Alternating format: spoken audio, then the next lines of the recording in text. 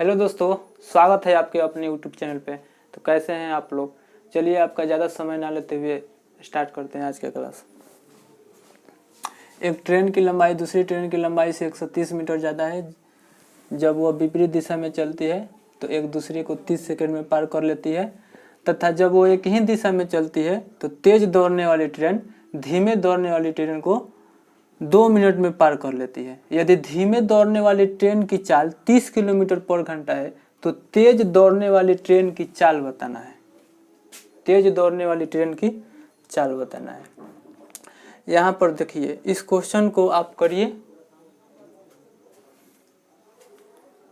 चलिए ठीक है, इस क्वेश्चन को अब देखते हैं। देखिए इस क्वेश्चन में है क्या, इसमें दो ट्रेन है और दोनों ट्रेन विपरीत में जब चलती है तो 30 सेकेंड में अपने आप को पार कर रही है, ठीक है। और जब वो एक ही दिशा में चलती है तो 2 मिनट में पार कर लेती है। तो विपरीत दिशा में चलती है तो 30 सेकेंड में पार करती है, और वह एक ही दिशा में चलती है तो 2 मिनट में पार करती है। यानी कि इसमें दो केस दिया है, इसमें फर्स्ट केस और सेकेंड केस। तो फर्स्ट केस में कह रहा है कि जब विपरीत दिशा में चलती है तो 30 सेकेंड में, यानी कि L1 पहली गाड़ी की लंबाई प्लस L2, तो 30 सेकेंड में यही न दूरी चलेगी, और फिर 2 मिनट में यानी कि 120 सेकेंड में यही न दूरी चलेगी। इस स्थिति में हम कह सकते हैं कि दूरी सेम है। तो जब भी दूरी सेम रहता है, अगर आप पहले का वीडियो नहीं देखे हैं तो आप जाकर देखिए, नहीं तो क्वेश्चन समझ में आपको नहीं आएगा, ठीक है। देखिए जब दूरी सेम रहता है तो क्या करते हैं, समय का उल्टा चाल होता है या चाल का उल्टा समय होता है, दोनों बात एक है।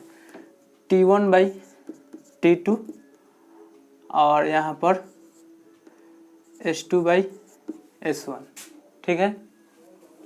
अब देखिए इसमें T1 क्या है, इस क्वेश्चन में T1 देखिए पहले 30 है तब ना 2 मिनट है, तो यानी कि T1 30 है और T2 2 मिनट का मतलब 120 सेकेंड, 120 सेकेंड। यहाँ पर बराबर S2/S1 कट गया, 0 से 0, 3 चौका 12।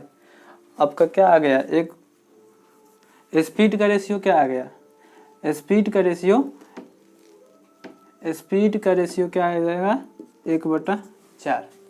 स्पीड का रेशियो 1/4, मगर ये स्पीड का रेशियो नहीं है, ये है रिलेटिव स्पीड का, ठीक है। यह जो है रिलेटिव स्पीड का रेशियो है। क्यों रिलेटिव स्पीड का रेशियो है, देखिए अगर जब दो ट्रेन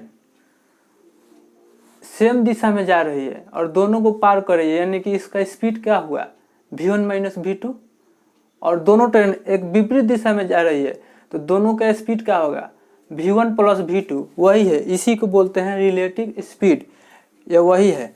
देखिए स्पीड का रेशियो निकालने के लिए क्या करेंगे, स्पीड का रेशियो 4 और 1 5, दोनों को जोड़ देंगे 5 और 4 में से 1 निकल गया 3, ये स्पीड का रेशियो आया। दोनों ट्रेन का स्पीड का रेशियो है, ये 3 है ये 5 है, तो 3 वाली धीमी ट्रेन वाली है और 5 तेज दौड़ने वाली ट्रेन है। तो बताइए धीमे दौड़ने वाली ट्रेन की चाल है कि नहीं 30, तो धीमे दौड़ने वाली चाल है 30, एक के वैल्यू 3 दहाका 30।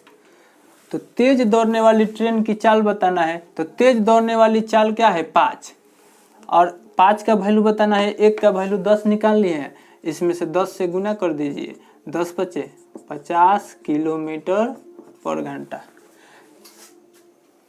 चलिए एक और क्वेश्चन देखते हैं बेहतरीन तरीके से।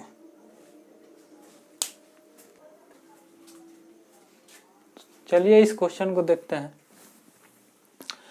दो ट्रेन समान लंबाई की है, प्लेटफॉर्म पर खड़े एक व्यक्ति को 20 सेकेंड में और 30 सेकेंड में पार करती है। यदि वे एक ही दिशा में दौड़ रही हो तो एक दूसरे को पार करने में कितना समय लेगा। एक ही दिशा में दौड़ रही हो तो क्या करेंगे, और समय पूछ रहा है। ठीक है, दोनों जो ट्रेन है, दोनों की ट्रेन की लंबाई जो है समान है। तो जब दोनों ट्रेन की लंबाई समान है, एक को 20 सेकेंड में पार कर रही है और एक को 30, तो यहाँ से हम दोनों का एलसीएम ले लेंगे और इसी से मान लेंगे 20 और 30 का एलसीएम 60। इसी से मान लेंगे कि दोनों का जो ट्रेन की लंबाई है 60 है, यानी कि दोनों की ट्रेन की लंबाई समान है। तो दोनों 20 सेकेंड और 30 सेकेंड दोनों का क्या ले लिए, एलसीएम ले लिए, दोनों का लंबाई समान है इसलिए। अब इसमें से भाग लगा देंगे कि 20 तिहाई 3 मीटर पर सेकेंड, चला गया। इससे भाग लगा देंगे 60 में 30 से 2 मीटर पर सेकेंड, चला गया। अब पूछ रहा है यदि एक ही दिशा में दौड़ रही है तो समय पूछ रहा है एक दूसरे को पार करने में कितना समय लगेगा। तो क्या होता है, t बराबर डी बाई एस, टाइम बराबर डिस्टेंस बाई स्पीड। टाइम पूछ रहा है, टाइम को रहने दीजिए इसी तरह। डिस्टेंस, चाहे वो एक ही दिशा में हो, चाहे वो दोनों ट्रेन विपरीत दिशा में है, दोनों की ट्रेन की लंबाई जोड़ देंगे। एक ट्रेन की लंबाई 60, दोनों ट्रेन की लंबाई 60 120। स्पीड एक ही दिशा में रहता है तो स्पीड को क्या करते हैं, घटा देते हैं।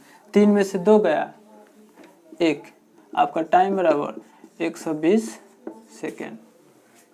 चलिए एक और क्वेश्चन को देखते हैं।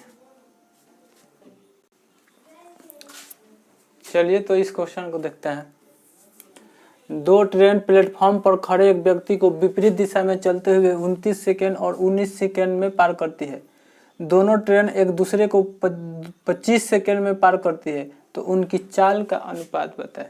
जब भी ऐसा क्वेश्चन दिखे, देखिए यहाँ पर भी समय है, यहाँ पर भी समय है, यहाँ पर भी 3 जगह समय है। ठीक है, 3 जगह समय है। और जो ये 25 सेकेंड जो समय है, दोनों ट्रेन को एक दूसरे को पार करने में लग रहा है। और देखिए पहला समय दिया है 29 सेकेंड और दूसरा 19। इसको एलिगेशन विधि से बनाएंगे, मिश्रण से। दोनों को पार करने में 25, ठीक है। अब 25 में से 19 क्या, 6, और 29 में से 25 गया 4, 2 तिहाई 2 दूनी, यानी कि 3:2। यही आपका चाल का अनुपात आंसर। ठीक है, तो फिर मिलते हैं नेक्स्ट वीडियो में। तब तक के लिए धन्यवाद।